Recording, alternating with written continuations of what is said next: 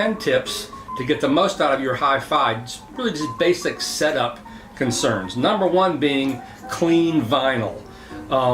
If your records aren't clean, if they're full of oil and smudges and cigarette stains, that's what you're hearing. You're not hearing the music.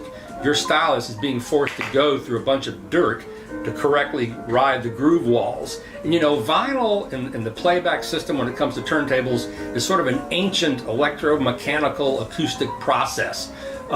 There's a lot of room for error. And that's why I think perhaps back in the day people were so excited about CDs. Oh wow, no pops, no ticks. As where with vinyl, the sound stage is more physical, it's more human. So you want to be able to get your stylus to ride, the stylus in the cartridge on the tone arm, to ride through that groove wall of the record as easily and perfectly as possible. So the first thing you have to do is have a clean record. You can get a spin clean, which I think those are actually a kind of waste of money. If you can only spend 50 bucks on a cleaning machine, you should just get some microfiber cloths, which are abundant these days. Lay down the microfiber cloth, put your record on it. You know, I use a solution in my cleaning machine of 95% distilled water, 2.5% photo flow as a surfactant, 2.5% alcohol. And I get something like a VPI record cleaning brush or even an old dishwasher brush to apply, and I apply the fluid on the record and clean the record. And if you have to, you can just dry the record, letting it stand there in like a dishwashing rack. Better than that is to spend, you know, for 500 bucks you can get a brand new Project VSC cleaning machine, vacuum cleaning machine that will clean and dry your records. It is a fantastic bargain, cheaper than the VPI machine, which is around $675, but you must have clean records or you're just playing dirt. And then also it's good to have your record in a nice, even if you're going to put it in a paper sleeve, try to get a better paper sleeve. Rice sleeves or dishwasher sleeves from places like Sleeve City are the best way to go. So number one, clean vinyl. Number two, clean stylus, the little needle that rides the grooves. Now there are some very expensive gels you can buy, little square gels, to very gently drop or bounce or place.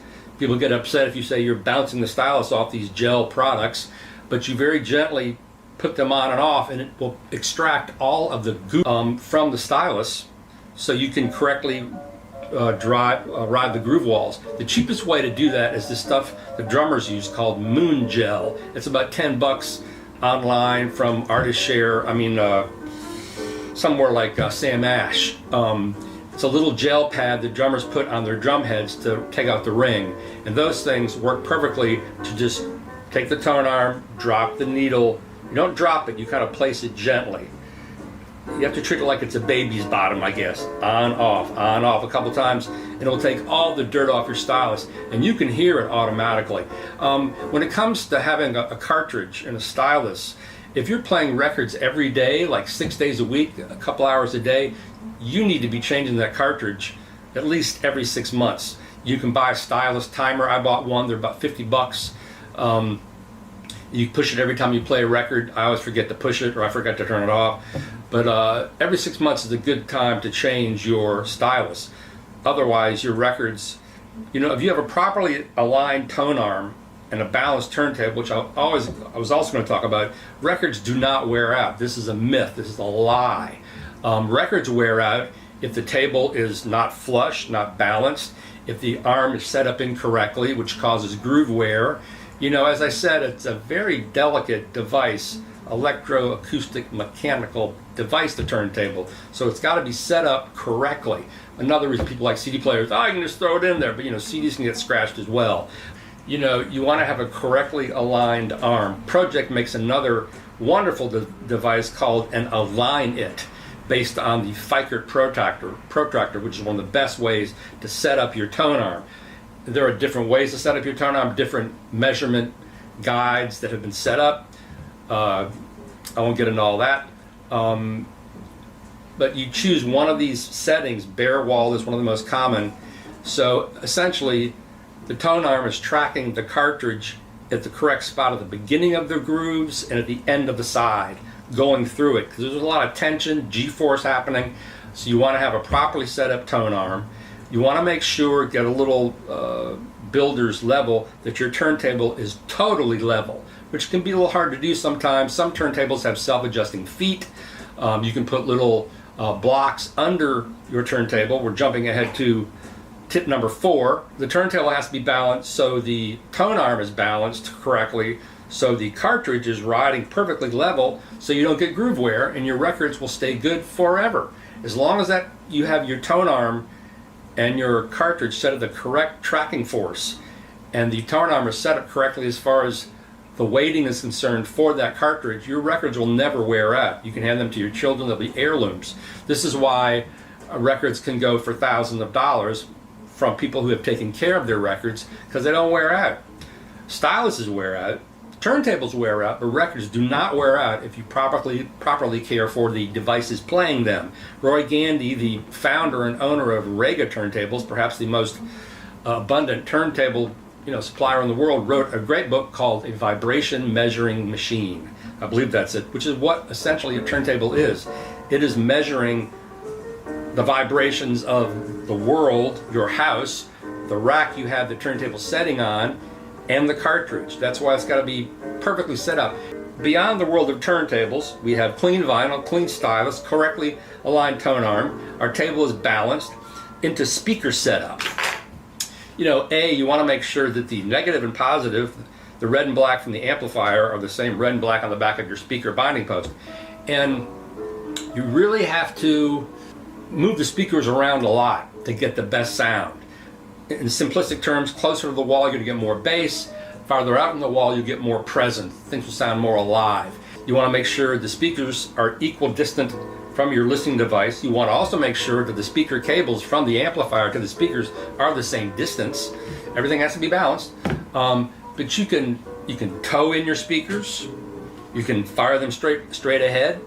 You can toe them in so the sweet spot, the focus point, lands right in front of you, or it lands at your sweet spot where you're sitting, as they call it. But it's very important to play with your speaker setup.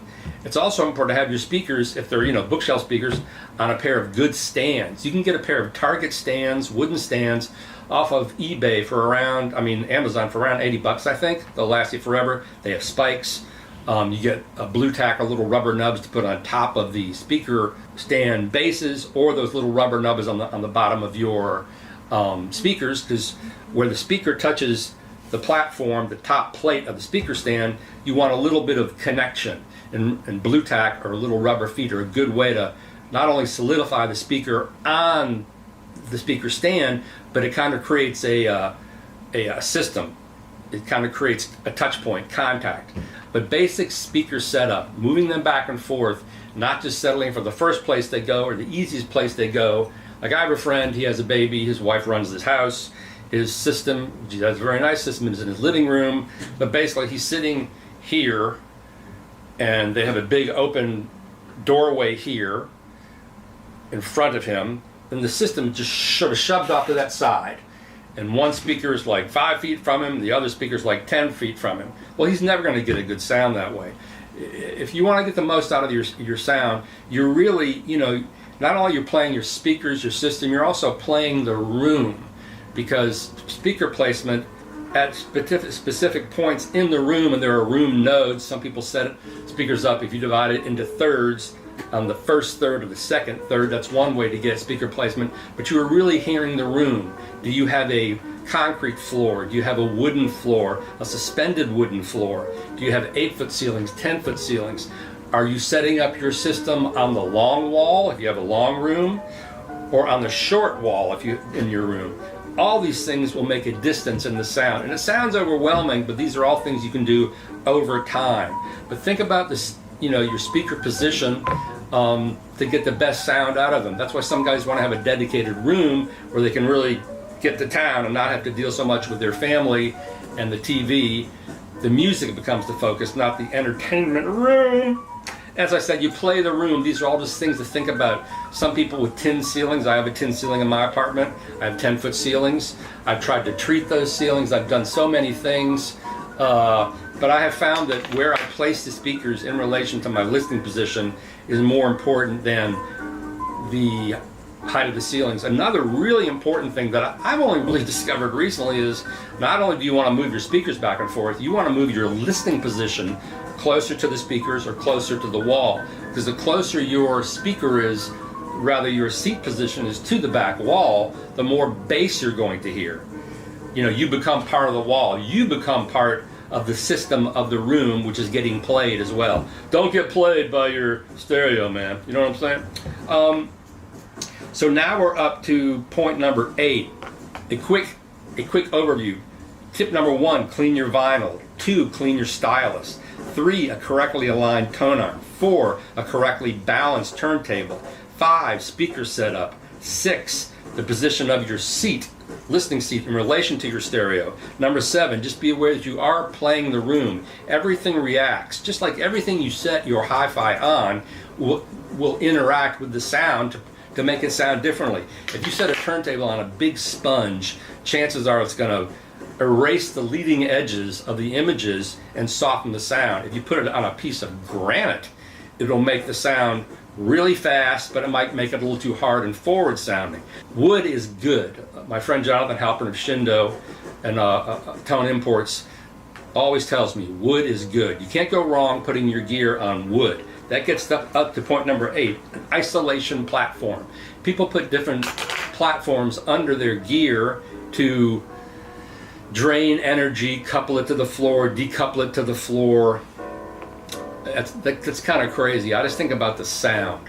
Really, the cheapest way to go and get uniform platforms for your turntable, your CD player, your integrated amplifier, or your separate pre and power amplifiers are the IKEA at Titlig bamboo butcher blocks platforms. They're about 18 bucks. And they work great. My friend Mike Trey, who is perhaps the best turntable setter-upper in the East Coast, told me about those, and they work great. They're thin, and butcher block is good because it cancels standing waves, all the butcher block. You can buy a maple shade platform, which, you know, they're maple, they're big, but they can tend to warp. But the idea is to put something under your turntable, you know, most under your system, because most hi-fi racks, you know, the shelving is MDF. It's just kind of junk, really. You want to put something under the turntable or the rest of the hi-fi that will just make it sound better, and wood is good. And then you can fine-tune if you want to use little still points under the gear. I have little maple squares that I stack up sometimes.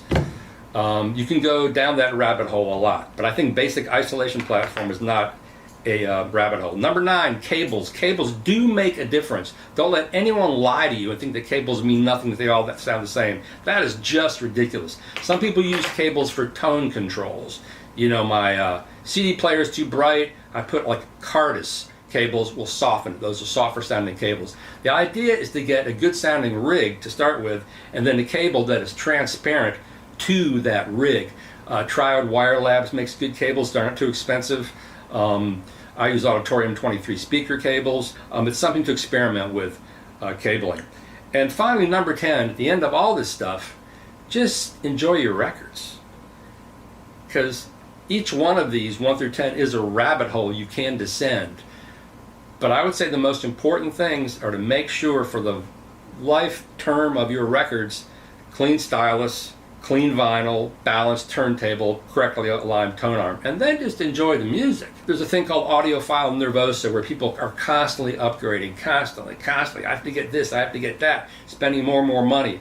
Now, you can enjoy your vinyl on a relatively inexpensive system, now more so than ever. There are more turntables being made now, more tube amplifiers than ever in recorded history. I'm not kidding you. Because with the vinyl resurgence, everybody's making turntables. Everybody's releasing vinyl. So, you know, you can spend, this is a whole nother subject, you can put together a really great system for $1,500. You really can, that you can just sit back and enjoy. So at the end of the day, enjoy your music. Thanks a lot.